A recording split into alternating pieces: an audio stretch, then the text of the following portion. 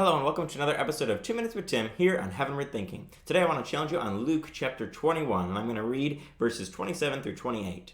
At that time they will see the Son of Man coming in a cloud with power and great glory. When these things begin to take place, stand up and lift up your heads, because your redemption is drawing near. In this chapter, in Luke chapter 21, Jesus is telling his disciples some of the signs that are going to take place in the end times.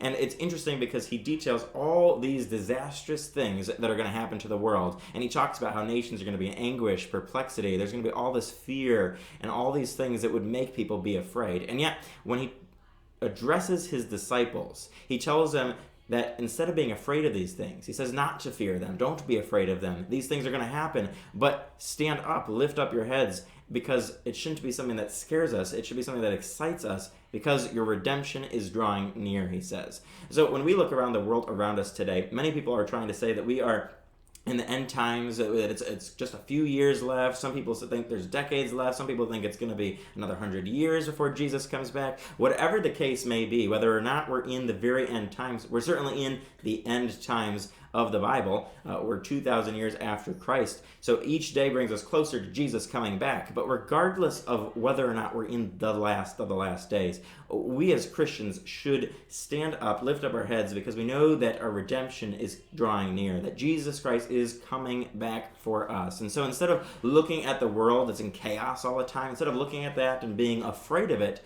we can look at that and have hope, because we know that our hope isn't in anything in this world. It's in heaven. It's with Jesus. So with a heavenward thinking perspective, we're able to look at all the signs, all the things that go on in this world that make other people afraid, and we're able to point people to Jesus, point people to hope, because we know our redemption is drawing near, as Scripture says.